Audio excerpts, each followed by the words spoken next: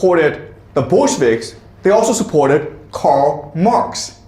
Okay? All right? So Karl Marx has an interesting background. He actually comes from many generations of rabbis. So he's basically a Jewish aristocrat. And he was German, but then he moved to England. And he wrote many letters, wrote many books to promote communism. These books aren't going to sell well. So he was poor all his life. But what's interesting is he lived a very nice life, okay? He lived in England and he lived a basic middle class life. So where did he get all his money from? Well, he got all his money from Friedrich Engels, who was a friend of his and whose father was an industrialist, okay, a Jewish industrialist. So why would a Jewish capitalist support Karl Marx? And the answer is because communism benefits transnational capital, okay? So why? Why would it benefit transnational capital? All right, can you read, Amber? So this is a letter written by Karl Marx, okay? For as soon as the distribution of labor comes into being, each man has a particular exclusive sphere of activity which is forced upon him and from which he cannot escape.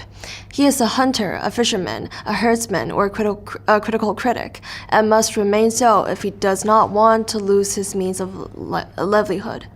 While in communist society, where nobody has one exclusive sphere of activity, but each can become accomplished in any branch he wishes, society regulates the general production and thus makes it possible for me to do one thing today and another tomorrow, to hunt in the morning, fish in the afternoon, rear cattle in the evening, criticize after dinner, and as I have a mind, without ever becoming hunter, fisherman, herdsman, or critic. Okay, so the problem with capitalism is that it degrades our individuality.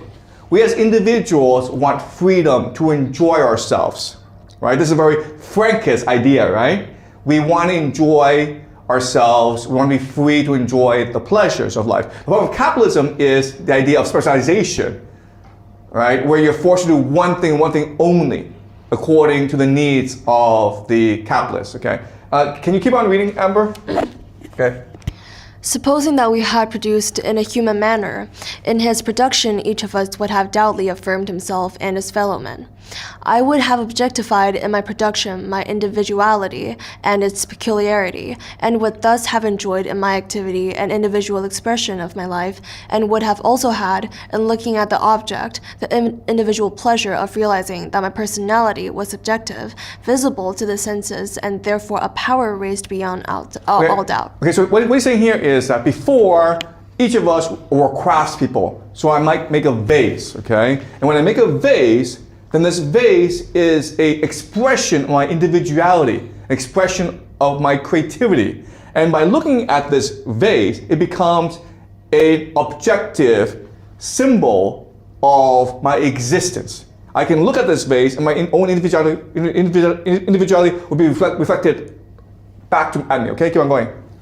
In your enjoyment or use of my product, I would have had the direct enjoyment of realizing that by my work I had both satisfied a human need and also objectified the human essence, and therefore fashioned for another human being the object that met his need. Then I give you this vase to a friend, and I see this vase at my friend's home, right? And he puts flowers, and he's very happy with this vase. And then I can see my impact in the world. All right, keep on reading, Amber. I would have been for you the mediator between you and the species, and thus been felt by you and acknowledged as a completion of your own essence and a necessary part of yourself. And I would thereby have realized that I was confirmed both in your thought and in your love. Okay, so this vase now shapes your reality. And I know that this vase has given you meaning and it has shaped your reality, and therefore I find meaning in that, okay? And again, this is a very Frankist attitude, right? Where you can project your imagination onto people and it can shape the way he or she sees reality. Okay, this is a very similar concept. Keep on going. In my expression of my life, I would have fashioned your expression of your life, and thus in my own activity have realized my own essence, my human communal essence. Okay, right. So again, this is something that sounds perfectly correct, right? And the reason why it sounds correct to us is because it becomes a basis for our society. Okay, the idea of individualism, the idea of materialism, Okay, keep on going. In such a situation, our products would be like so many mirrors, each one reflecting our essence. Thus, in this relationship, what occurred on my side would also occur on yours. Okay, so this is a really important metaphor, okay? He's saying that objects become mirrors where we can see our own individuality reflected, okay? And this goes against the religious concept where our humanity is all reflected in each of us. Okay? So what he's doing is creating a material outlook. Does that make sense? He's denying the existence of God, he's denying the existence of spirituality, but he's taking the concepts of religion and applying to a material world. Right? He recognizes that we have these spiritual, religious needs. And what he's saying is that we don't need God to achieve these needs. We can have materialism achieve these needs. Okay? Which again is a very Frankist concept. Keep on going. My work would be a free expression of my life, and therefore a free enjoyment of my life. In work, the peculiarity of my individuality would have been affirmed since it is my individual life. Work would thus be genuine, active property. Presupposing private property, and my individuality is so far externalized that I hate my activity. It is a torment to me and only the appearance of an activity, and thus also merely a forced activity that is laid upon me through an external, arbitrary need, not an inner and necessary one. Okay, so why would transnational capital support this idea? The reason why is that before the debate was mind versus matter, right? What matters more, the spirit or the flesh? And what Marx is saying is, no, what matters, well, the debate, the dialectic is between private property versus public property. In private property, I have to work for someone else. In public property, I work for myself. That's the question, that's the debate, that's the dialectic, okay? And so by doing this, it's a very clever trick that transnational capital uses by making us think that the only thing that matters is private versus public, as opposed to mind versus matter, okay? That's the goal of communism. That's why transnational capital is supporting this idea, because it advances the goal of empire, which is to turn us all into slaves. Okay, does that make sense? All right. All right, so Marx is correct in analyzing the problems of capitalism, okay? But his problem is that he believes the solution is to make capital public. And as a result, this will create a workers' paradise. But there are problems with this, okay? So let's go over some of the problems. Okay, Marx believes that history is linear progress. So capitalism will lead to socialism, which will lead to communism. It is a linear progress, okay? Second is a problem that history is teleological, meaning things go the way they should.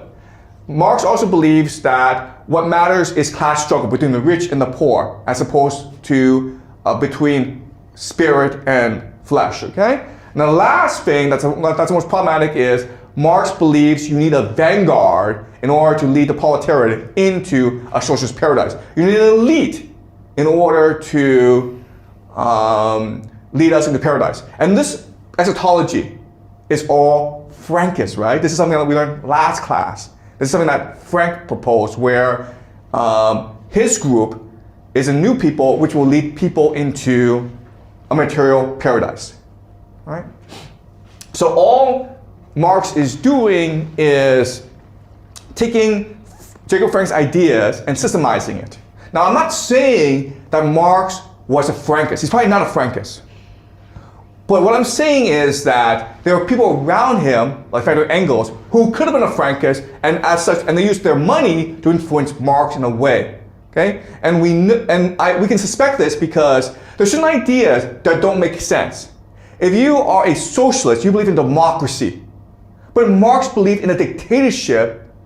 Okay, that makes no sense. All right? So,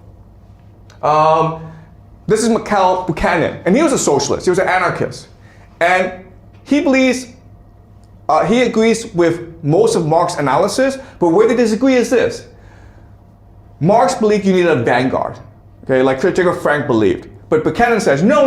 If you have a vanguard, they'll just become a new capitalist class.